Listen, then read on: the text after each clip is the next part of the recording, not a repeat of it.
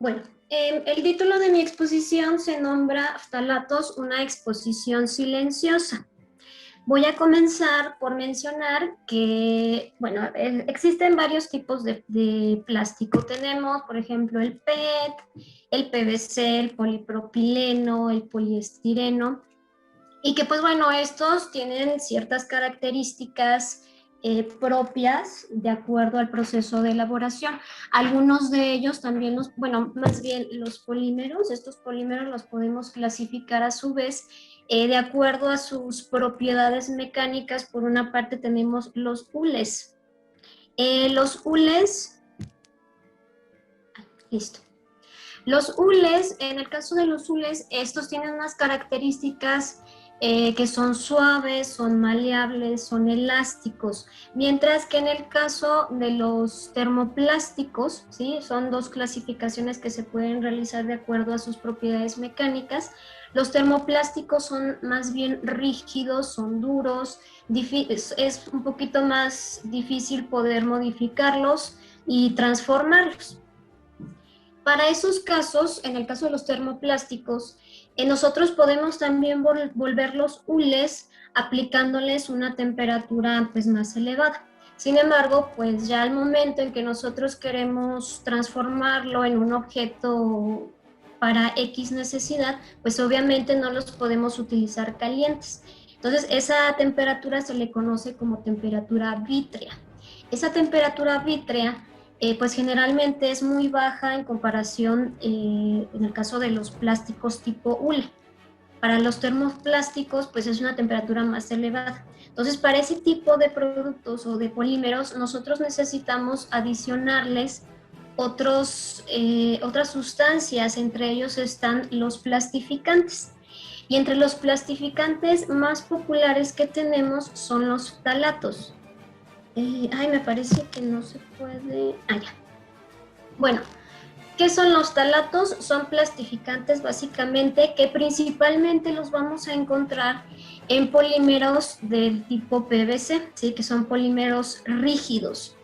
De acuerdo al tipo de producto, pues esos plastificantes van a ser agregados en mayor o menor medida con la finalidad de pues que ese objeto adquiera ciertas características de suavidad, flexibilidad, etcétera.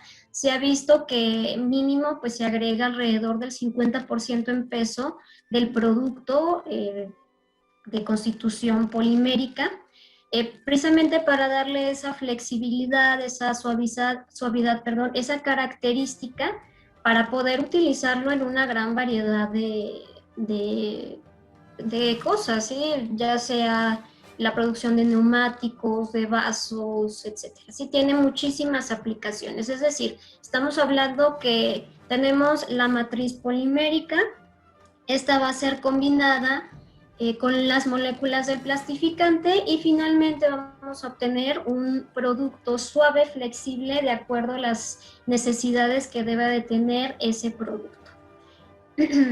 Sus antecedentes, pues al igual que la mayoría de los plásticos, viene en pleno siglo XX, ¿sí? Alrededor de la Segunda Guerra Mundial específicamente, cuando se comenzó, digamos, al máximo la transformación del PVC. Apenas se conocía un poquito, no se utilizaba, digamos, de manera cotidiana, sino que más que nada se aplicaba para ciertos productos, por ejemplo, que se utilizaban para la guerra, es decir, se utilizaban para rellenar, por ejemplo, los mangos de los cuchillos, de las navajas, etcétera. Además de otro tipo de productos que estaban un poquito más encasillados a cuestiones de laboratorio, ¿sí? Que comenzaron a sustituir un poquito ciertos materiales como el vidrio, ¿sí? Porque pues se habían dado cuenta que el PVC pues era rígido, era resistente, entonces era mucho más fácil o tenía una mayor durabilidad en comparación con el vidrio, que pues con una caída se rompía ese objeto. Se comenzaron a dar cuenta precisamente de esas bondades que tenía entonces el PVC, al igual que otro tipo de plásticos. Entonces, en ese momento les decía, el uso de los polímeros pues estaba reducido solamente a cuestiones de material de guerra y básicamente de laboratorio. Posteriormente ya surgió como un boom alrededor de los años, de la década de los años 60, 70 y 80, cuando comenzaron las primeras bolsas de plástico, ¿sí? Que fue un boom, pues nadie lo esperaba, digamos, porque pues todavía para esos años, los años 70, todavía se usaban las bolsas del súper que eran de papel, entre otros muchos materiales. Entonces se dieron cuenta que si se le agregaban esos plastificantes, esos ftalatos a la matriz polimérica, pues era posible transformarlo en otros objetos que podrían tener otra gran variedad de utilidad, es decir, no nada más iba a reducir al material de laboratorio o material bélico, sino también para cuestiones de uso cotidiano. Y si estamos hablando de objetos de uso cotidiano, estamos hablando de un negocio seguro. ¿Por qué? Porque obviamente, digamos, si le ponemos mayor comodidad a ciertos objetos para que las personas los utilicen, eso implica que va a haber un consumo en aumento. Entonces se dieron cuenta que pues a partir de que podían sustituir esas bolsitas de papel que a lo mejor no podían soportar tanto peso, pues a partir de las bolsas plásticas. Las bolsas plásticas que pues en ese tiempo las primeras eran gruesas, y sin embargo, pues ese grosor les permitía también a las personas llevar mayor cantidad de consumibles. Obviamente, pues eso beneficiaba tanto al consumidor por el hecho de que podía transportar más alimentos u objetos y por lo tanto no se iba a romper la bolsa, era más cómoda porque la podíamos agarrar a partir de las orejitas y no desde la parte de abajo como tradicionalmente se hacía con las bolsas de papel. Y por parte de los mercados y de las tiendas, pues el hecho de que podían llevar más, o sea, había más consumismo por parte de las personas y por lo tanto eso mejoraba sus ventas. Entonces poco a poco se dieron cuenta que pues, ¿por qué nada más reducir el uso de plastificantes para este tipo de productos? Fueron comenzando entonces a desplazar mercados que tradicionalmente estaban dominados tanto por el vidrio como por los metales a partir del plástico. Es decir, a lo mejor, por ejemplo, tenemos los botones a lo mejor tradicionalmente se hacían con un material de origen natural, por así decirlo, ahora ya se hacían con plástico, es decir, a lo mejor antes eran de madera, entonces se vieron la posibilidad de ahora transformarlos con plástico.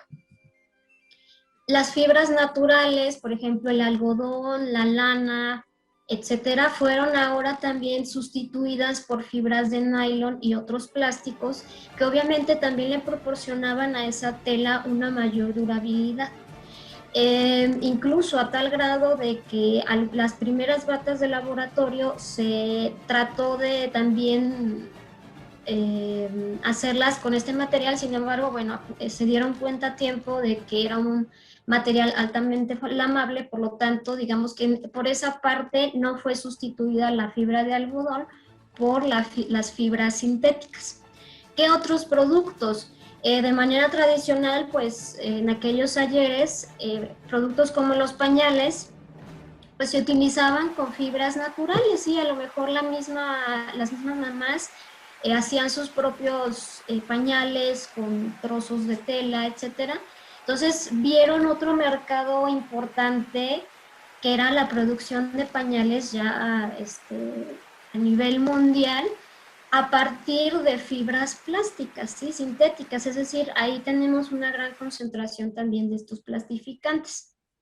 Otros productos como las toallas sanitarias, que pues de manera tradicional no se conocían, o sea, generalmente pues se utilizaban, o digamos las mujeres pues tenían cierta creatividad para poder cuidar esa parte de su periodo, y sin embargo pues nunca se pensó en utilizar unas toallas sanitarias especiales para esos días.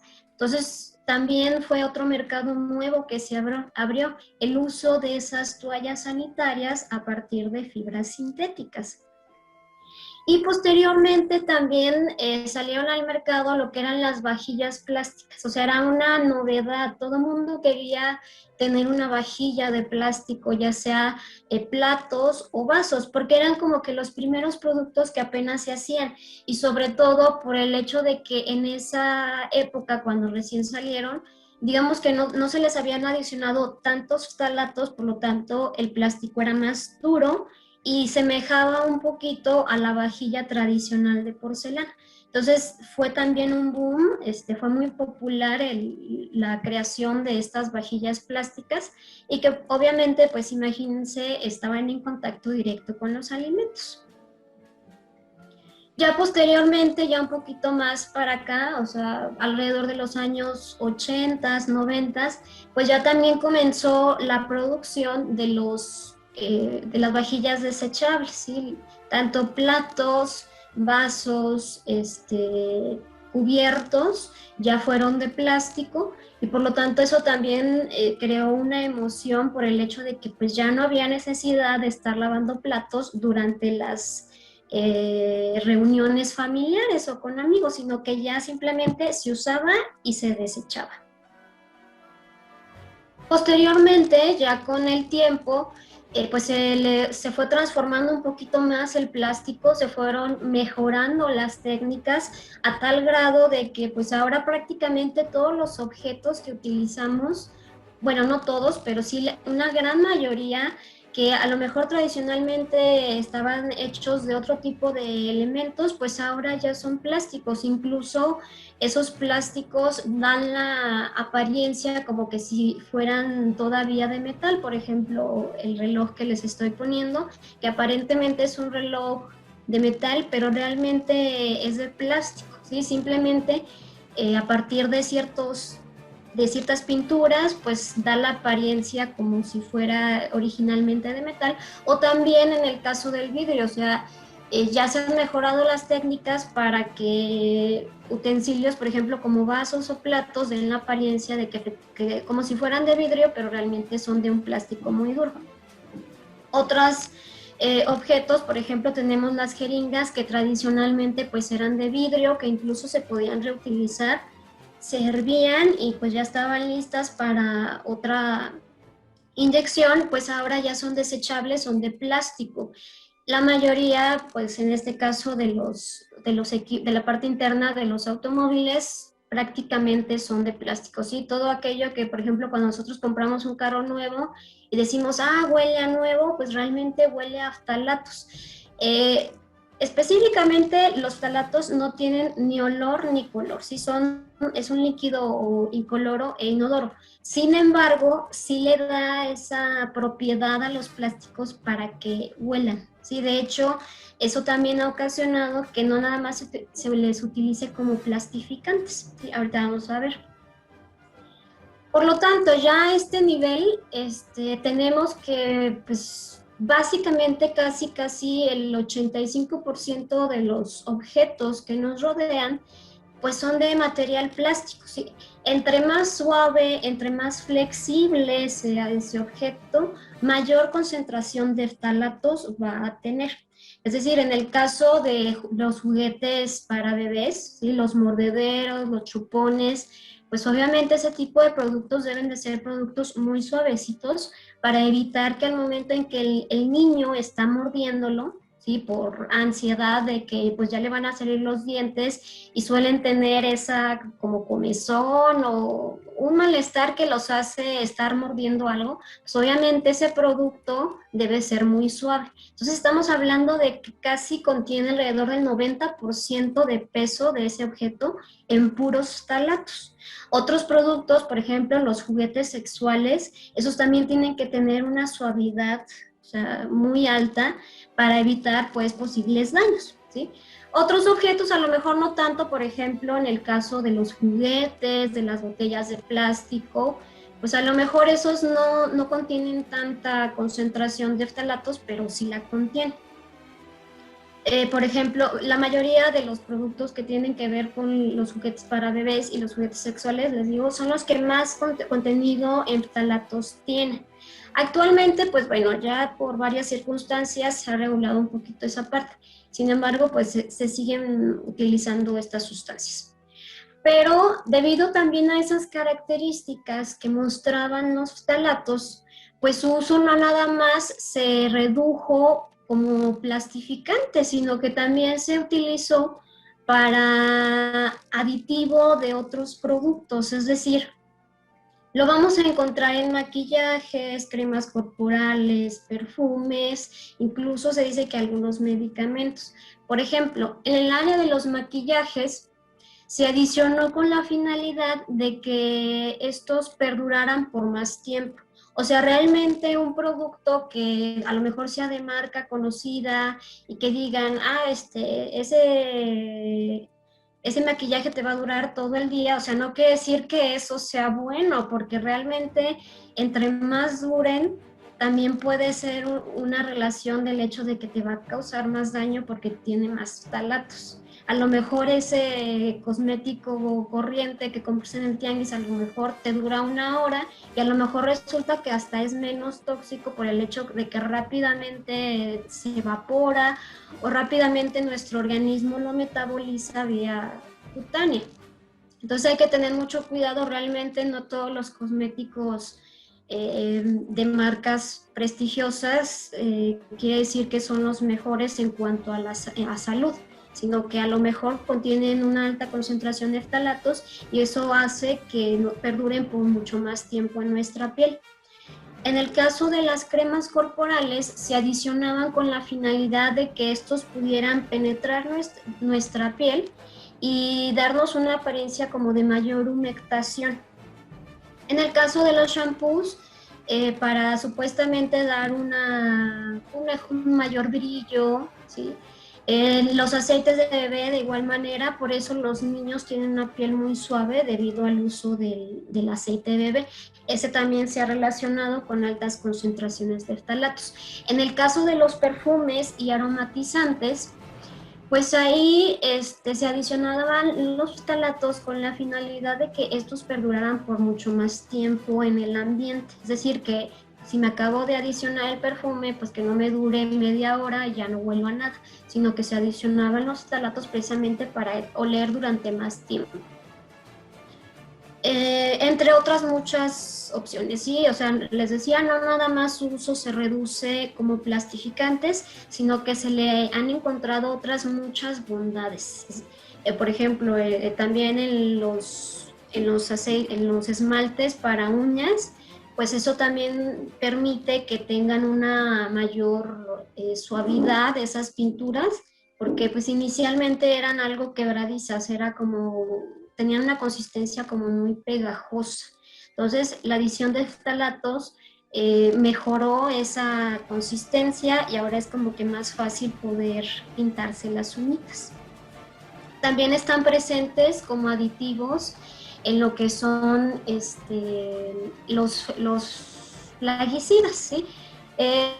Forman parte del plaguicida tanto para que perduren por mucho más tiempo en el ambiente, es decir, que a lo mejor si llueve no arrastre consigo pues prácticamente toda la sustancia plaguicida, sino que puedan ser retenidos en las plantas o en la tierra para protección del cultivo. Entonces, también ahí los vamos a encontrar en la producción de las pinturas, también como aditivos, entre otros muchos productos. Entonces, les decía, no nada más se va a reducir su uso como plastificante, sino como aditivo de otros muchos productos. Sin embargo, pues nunca se pensó que estas sustancias, al no formar parte de esa matriz polimérica, con el tiempo y con el uso, esas sustancias tendieran a abandonar ese polímero y posteriormente contaminar el medio ambiente y obviamente también la salud de las personas que estamos en contacto directa o indirectamente con estos objetos. Es lo que sucede. Al momento en que se hace incidir, por ejemplo, los mordederos de los bebés, pues el niño constantemente está tallando ese objeto. Entonces, esa acción mecánica está ocasionando que rápidamente esa sustancia vaya a parar, pues en este caso a la saliva del bebé, al cuerpo del bebé. En otros casos también puede incidir la temperatura. Una temperatura alta también va a favorecer el hecho de que estas sustancias abandonen esa matriz plástica y vayan hacia el ambiente. Otro tipo de cuestiones sería, por ejemplo, cuando se utilizan en los recipientes para alimentos que nosotros ingresamos al horno de microondas. Bueno, actualmente supuestamente ya hay algunos productos que son libres de ftalatos, pero de manera tradicional también se producían con ftalatos. Entonces, al momento en que se introducían al horno de microondas, pues ahí también se liberaba cierta concentración de ftalatos. Por eso no es recomendable dejar, por ejemplo, las botellas de plástico en el coche o al sol, porque ahí también va a haber una liberación de ftalatos. ¿Cómo identificamos que hay liberación de ftalatos? Por el hecho de que si de manera normal esa botellita de plástico pues tiene una flexibilidad X, ¿no? Es algo blandita. Cuando ya los ftalatos han abandonado la matriz polimérica, ese plástico se vuelve quebradizo. Entonces ahí ya podemos tener la seguridad de que pues, ya el ftalato se fue y ya contaminó el medio ambiente, llámese aire, suelo o agua. Aquí otra de las preocupaciones que existen es el hecho de que, pues, ok, van a contaminar el ambiente, pero ¿qué sucede con los humanos? Sí, porque acuérdense que, pues, aquí los que importan siempre son los humanos. Entonces, ¿cuál es el efecto que va a presentar? Estas sustancias pues se van a comportar como disruptores endocrinos. Actualmente hay una gran variedad de sustancias consideradas como tal. Esta es una de las principales. Lo preocupante es que no toda la población los conoce. Ahora, ¿qué es un disruptor endocrino? Va a ser cualquier sustancia que va a intervenir en el proceso normal del sistema endocrino. Nuestro sistema endocrino, que va a estar mediado a partir de las hormonas, pues lleva a cabo diversas funciones que pues obviamente son vitales. Entre ellas está, por ejemplo, el hecho de que se liberan hormonas para darnos las características durante la adolescencia ya de una mujer o de un hombre adulto. Entonces, sabemos también que pues esa regulación endocrina pues está dada por la señalización celular. Hay varios tipos de señalización celular. Entonces, ya hay cierto tipo determinado de células que van a liberar ciertas sustancias o mensajeros químicos, y esos mensajeros químicos pues van a ser recibidos por otra célula que va como a traducir ese mensaje para ejecutar la actividad que requiere nuestro organismo realizar. Entonces, en este caso, pues resulta que esas sustancias, esos disruptores endocrinos van a ocupar el espacio del lugar en donde está el receptor, que tradicionalmente pues lo debe de ocupar la hormona para que la célula la identifique como tal y ejecute esa actividad. Entonces, ¿qué es lo que sucede cuando se libera ya la hormona por una célula emisora? La hormona va y busca su receptor, pero encuentra que ese receptor está ocupado. Entonces, la función que iba a realizar esa hormona, pues ya no la va a realizar porque resulta que hay otra molécula ahí obstruyendo el paso. Por lo tanto, o sea, debido a esas cuestiones se les ha considerado tanto contaminantes del suelo, agua, aire y pues en general de todos los organismos que estén alrededor de esa sustancia. Estamos hablando del caso de peces, plantas, organismos invertebrados y en nuestro caso pues también de mamíferos. El efecto que ocasionan estos es ligeramente diferente en todos los seres vivos. Va a ocasionar en el caso, por ejemplo, de los peces o de las plantas que haya una bioacumulación. En el caso de mamíferos como nosotros que estamos en constante contacto con estas sustancias, generalmente los vamos a eliminar vía urinaria, pero a través de sus metabolitos. Es decir, hay sustancias que así como entran, salen. En el caso de los ftalatos no, nosotros los metabolizamos y los transformamos en metabolitos, pero esos metabolitos siguen siendo tóxicos o incluso más, es decir, los transformamos y al momento en que van a parar a la orina y esa orina a nuestras aguas residuales, pues obviamente esas sustancias siguen activas y pues digamos listas para contaminar cualquier otra cosa, ¿sí? Llámese el medio ambiente o los mismos humanos. ¿Por qué? Porque aparte de todo, pues no hay regulación en cuanto a estas sustancias en nuestras plantas de tratamiento de agua. Entonces, son persistentes. ¿Cuáles son los metabolitos que vamos a encontrar? Por ejemplo, tenemos el dietilftalato. Ese dietilftalato se va a transformar en monoetilftalato al momento en que, por ejemplo, nosotros estamos expuestos a ese dietilftalato. Ingresa a nuestro organismo, es metabolizado tanto por pulmones como por intestino y riñones, y posteriormente es transformado en monoetilftalato. Ya es su metabolito.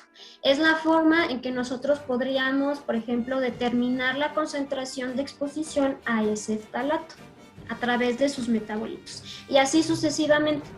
Si estamos expuestos al dibutilftalato, posteriormente el metabolito que vamos a producir es el monobutilftalato.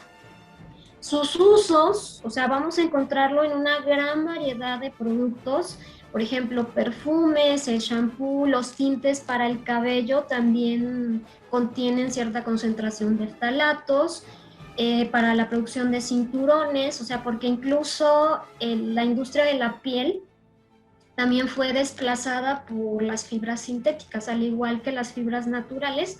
También la industria de los polímeros pues ya desplazó esa industria de los cueros, y ahora pues ya también podemos tener, por ejemplo, ropa o productos que son de imitación piel, pero realmente son de polímeros con una carga alta de ftalatos, porque si fijan, pues esa imitación piel es muy flexible, es muy suavecita, para dar precisamente esa característica como la piel natural.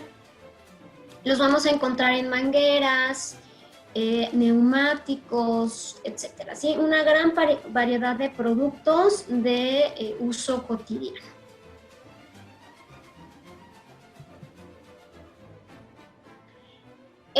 Los primeros estudios en donde comenzaron a identificar que estas sustancias tenían efectos adversos a la salud fueron alrededor de 1982. En ese primer estudio que se realizó, pues encontraron que estas sustancias, al ser adicionadas a la alimentación de ratas, ocasionaban tumores cancerosos. Aquí el hecho no es de que hay, pero pues es que se lo agregaron directamente al alimento. Bueno, es que nosotros tenemos una exposición similar, aunque sea de manera indirecta. Es decir, utilizamos envases plásticos para contener alimentos. A lo mejor en el caso de las mujeres, pues pueden maquillarse diariamente, se tiñen el pelo, se pintan las uñas, usan perfumes, tanto hombres como mujeres. Estamos en contacto con fibras sintéticas diariamente, etcétera, etcétera, etcétera. Entonces, digamos que ese experimento, a partir de él, surgió una gran cantidad de estudios para demostrar la toxicidad de estas sustancias. Sí, porque hasta entonces, o poco antes, se dieron cuenta de que efectivamente estas sustancias abandonaban los productos, la matriz plástica, y pues no sabían qué iba a pasar. Entonces, a partir de entonces, se ha surgido una serie de estudios para identificar sus efectos. ¿Qué es lo que se demostró? Bueno, entre otras muchas cosas, se ha visto que estas sustancias tienen afinidad por el tejido adiposo. Entonces, específicamente en este estudio que les puse del 2014, pues se demostró que estas sustancias favorecen la incidencia de enfermedades crónico-degenerativas como es la diabetes. ¿sí? ¿Cuál es la peculiaridad que presentan estas sustancias? Si a nosotros nos analizaran, por ejemplo, la orina, pues muy probablemente tendríamos varios metabolitos de ftalatos presentes en ella. Lo curioso del caso es que si mañana nos vuelven a analizar la orina, posiblemente no corresponda a la misma concentración de ftalatos que obtuvimos hoy. Es decir, ese análisis puede ser como una especie de fotografía. O sea, hoy estamos con una concentración, mañana a lo mejor con otra y así sucesivamente.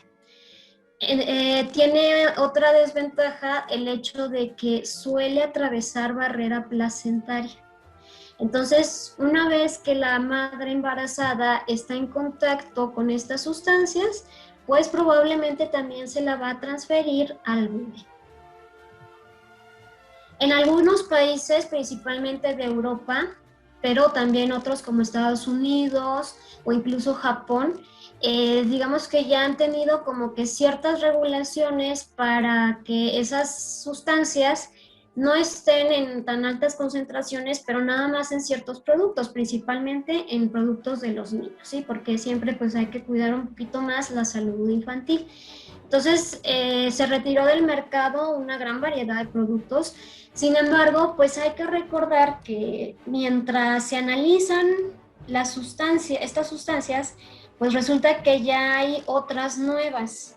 Entonces, de aquí a que analicen cuál es el efecto que van a tener estas sustancias a largo plazo, pues ya surgieron otras y otras y otras, y básicamente es cuento de nunca acabar.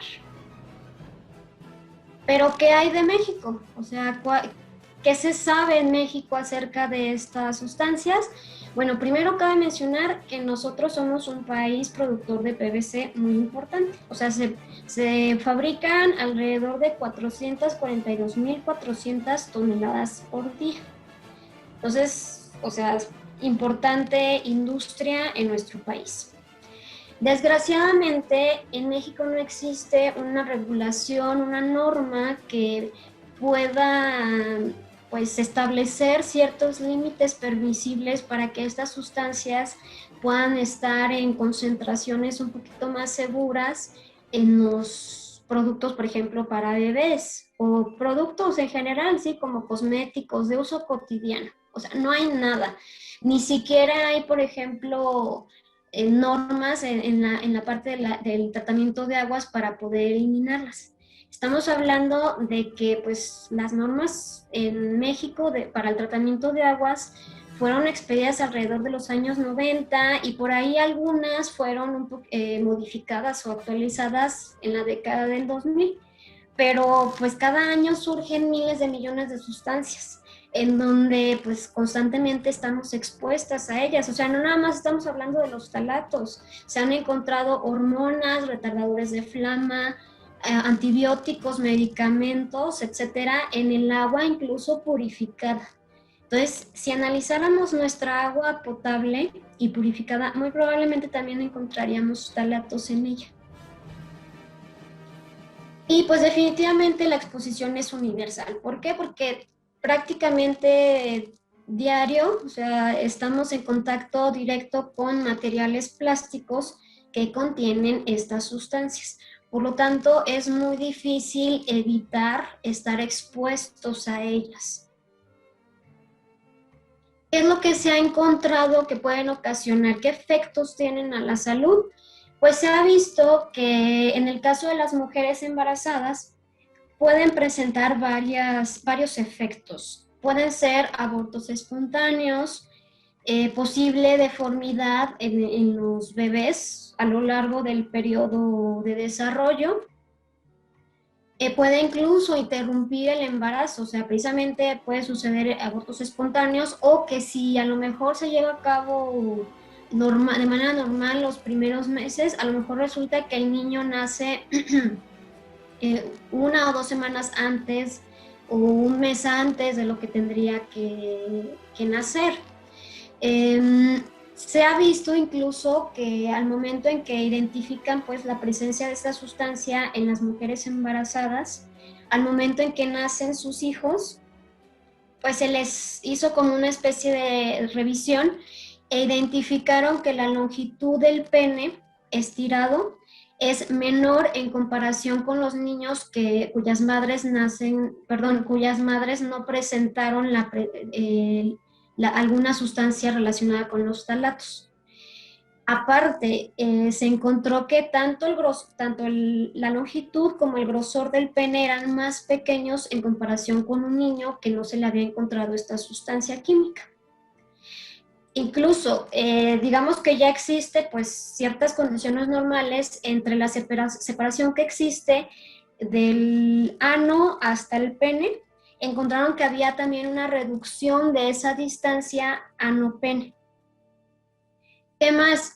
Encontraron problemas en cuanto al desarrollo mental y psicométrico de los niños, o sea, digamos que se estuvieron monitoreando esos niños que identificaron con la sustancia de los talatos durante los primeros años de vida y se dieron cuenta que sí les causaba cierto retraso en cuanto a las etapas pues que deben de presentar los niños. Sí, hay varias etapas, por ejemplo, cuando el niño logra sentarse solito y sostiene su cabecita, cuando empieza a gatear, empieza a balbucear algunas palabras, empieza ya a pararse. Sí, todas son etapas por las que un niño normal debe de pasar.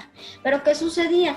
En este caso, pues los niños las presentaban como más retardadas. Si un niño, no sé, les voy a decir una cosa hipotética, si un niño empieza a gatear, no sé, a los 7 meses, a lo mejor estos niños tardaban un año, o sea, hasta el año apenas estaban gateando, entre otros muchos aspectos que comenzaron a identificar a partir de esas anomalías.